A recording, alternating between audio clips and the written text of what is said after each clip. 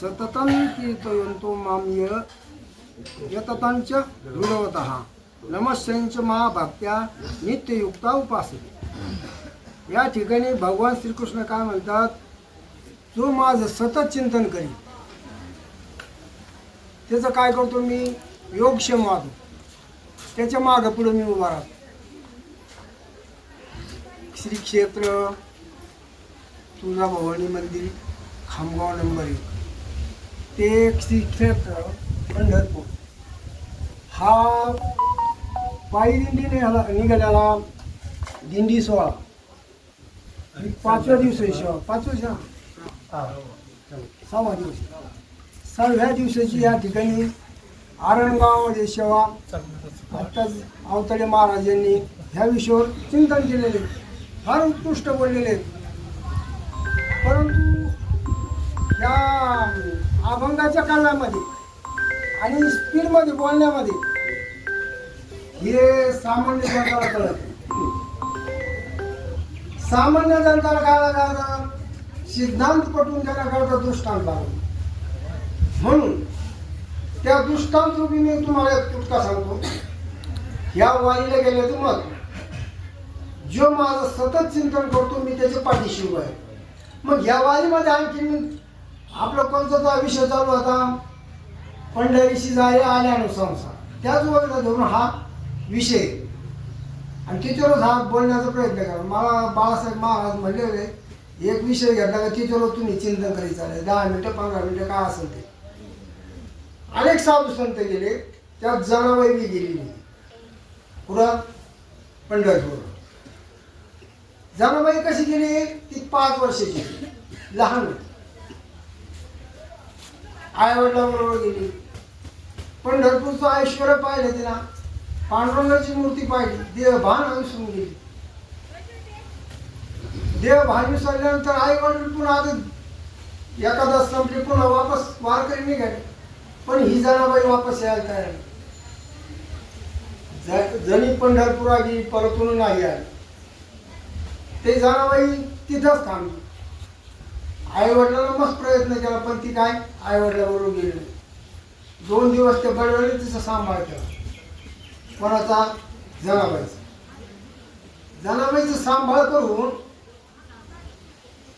मग ते बडे म्हणले नामदेव महाराज पूजेला घेऊन जा। पहिलंच नामदेव महाराजांच्या घरी किती 14 होते, नारा विटा गणा, हे त्यांची 4 मुलं 4 सुना, दोघं नवरा बायको, असं बरंच 14 माणसाचं कुटुंब होतं। जनाबाई नेले म्हणजे तुला काम करावं। मग जनाबाई काम करायचं काय, गवरे द्यायचे, सारून घ्यायचं, भांडे घासायचे, पाणी आणायचं, हे सगळं काम करायचे कोण, जनाबाई। पण तिचं काय होतं, सतत चिंतन होतं, काय सतत तिच्या मुखामध्ये नामस्मरण होतं। नामस्मरणामुळं ह्या जीवेवर वाचस्पती निर्माण झाली आणि तिच्या शब्दाला काय झालं, भगवंत जशी बोललेली ती त्याप्रमाणे तिच्या शब्दाला काय पावर आहे। नाही तिच्या गौऱ्या बोलत होत्या, कोणाच्या, जनाबाईच्या। दृष्टांत सांगतो, आंबेजोगाईचे दासोपंत, त्यांचा खूप मोठा अधिकार दासोपंत, त्यांच्याबरोबर दत्तात्रेय महाराज सुट्टी करायची दासोपंताबरोबर। त्यांनी ह्या जनाबाईची कीर्ती आहे। कोण म्हणले 5 वर्षाची मुलगी आहे पंढरपुरामध्ये, ती काय करते म्हणले, पांडुरंग बोलवतो, पांडुरंगाबरोबर भांडती म्हणले, पण पांडुरंग तिची कामं करतो। हे पाण्याकरता कोण आले, मग पांडुरंग काय काम करत होत तिचे, ज्यावेळेस तिला साळ काढायला सांगितले का कोणाला, जनाबाईला, पांडुरंग काय करायचे, उखळ पुसून धुवून काढायचे स्वच्छ आणि पुन्हा कोरडं करून ठेवायचे। आणि तिच्याबरोबर काय करायचे, साळ कुठू लागायचे। जनाबाई नुसतं हात लावायची, पण फोड कोणाच्या वेळेला यायचे, पांडुरंगाच्या बोटात। जनाबाई म्हणजे पांडुरंगा तुझ्या हाताला फोड आले, तू मुसळ सोड, मुसळ सोड पांडुरंगा, तुझ्या हाताला आले फोड। कोण बोलू लागली, जनाबाई। पण ते भगवंत ऐकत नव्हते। हे अधिकार कोणाचा आहे, संताचा आहे। आणि हा अधिकार कशामुळे आला, सततम चिंतयन्तो मां ये जना परी उपासते। महाराजांची ओळख घेतली त्याच्या बाहेर जाणार नाही, कारण जे चाललंय ना त्याच्यावर आधारित बोलायचं आपल्याला. त्या मुक्ताबाईचं काय, जनाबाईचं काय, साव कुठू लागले. अहो जनाबाई अशी तुळशी बनात बसली आणि तिला वेणी सोडली. तर पांडुरंग काय आहे, माझ्या जणीला नाही कोणी म्हणून मी तिची सोडली वेणी. कोण म्हणतंय? पांडुरंग. पांडुरंगाला तिचं डोकंच दिलेलं, त्या वा मारल्या कोणाच्या? जनाबाईची डोक्यात. ह्या भक्ताचं काम बिगर सांगता करतोय. पण जनाबाई गेली ती तिनं मागितलं काय? तिनं तुम्ही आम्ही वाटण चाललोय, जिथं बिस्किट केलं का तिथे घेतली, एखाद्याची चहा घेतला, पोहे घेतले, वाटचालीला आपण चढत चाललो. आपल्या वाटेला तिथं तर पुण्य 0 होतं. जे वाटत खात चाललो ना आपण, पण ते पुण्य 0 व्हायच्या अगोदर त्याच्याकरता गात चाला, गात जागा, गात जा. आणि मग गात गात गेल्यानंतर ते भगवंत काय करतो? आपले रूप करतो. जास्त वेळ नाही घेऊ, तर हातून लागतो जास्त. तुम्हाला धोका लागल्या सगळ्या नाही तर काय झालं. एवढं उदाहरण सांगतो.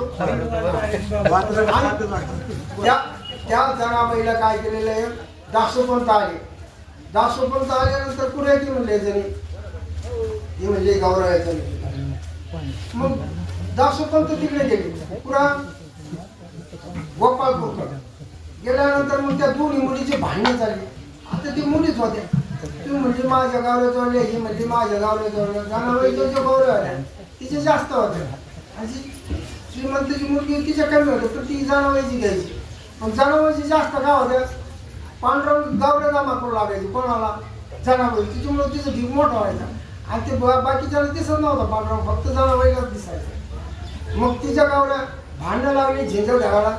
अहो म्हणजे याच्यात कोण जनाबाई म्हणले? म्हणजे मी आहे. आणि काय? अहो एवढी मोठी भगवत भक्त म्हणते, मी थेट आंबेगावून पुढे आलोय, पंढरपूरला पायी आलो म्हणजे तिच्या भेटी करता. आणि ह्या झिंजा करता ही काय म्हणजे संत थोडीशी म्हणले. कोण म्हणलं आपलं? आंबेजोगाईचे दासोपंत महाराज. आणि मग ठीक आहे म्हणे जनाबाई म्हणजे आता याला काय सांगायचं म्हणजे. पण ते भांडणं सोडले तिने. अहो म्हणजे आमचं एक भांडणं मिटा म्हणते. अहो काय भांडणं मिटायचं म्हणले? ती म्हणले माझ्या गावाला यायचं, तुम्ही मला निवडून द्या म्हणजे इनाम आपल्या गावाला काढले. मी कशी मग कारण सांगितलं माझ्या गावाला काय म्हणतात? विठ्ठल विठ्ठल. म्हणजे जनाबाईला ज्या वस्तूला तिला स्पर्श केला ती वस्तू काय करते? विठ्ठल विठ्ठल बोलते. हे पावर काय आहे? सततम चिंतयंतो मामी ज्याला पूर्वीपासून. आणि मग त्या दासोपंतानं दौडी घ्यायची, कानाला लावायची, आंबाजवळ ठेवायची. मोठा ढीक कोणाचा झाला? जनाबाईचा झाला. छोटा झाला दुसऱ्या मुलीचा झाला. दृष्टांत काय सांगायचं? वाटण चालता चालता आपल्याला घ्या, पोटापुरतच घ्या. आणि मग काय घेऊन काय खिशत ठेवायचं आणि पुन्हा संघावरून आपल्या एका बाळा आपल्या भरपूर आहे हो. भगवंतांना कोणालाच कमी केलेलं नाही. परंतु आपण काय करतो? आपलं पोट भरलं तरी वरून घेण्याचा प्रयत्न करतो. पण जास्त खाल्लं तर काय होतं? अजीर्ण होतं, गोळ्या खावा लागायच्या. म्हणून करता काय करतो? वाटचालीला आहे ना जी देतात ना ते प्रमाणात घ्यायचं. आणि त्यांची सेवा आपण त्यांना पुण्य देतो वाटचालीचं.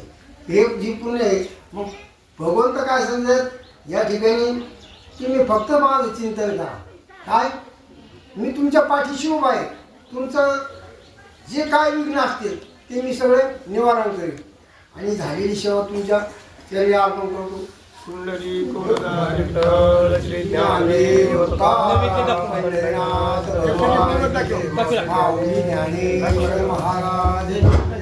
महाराज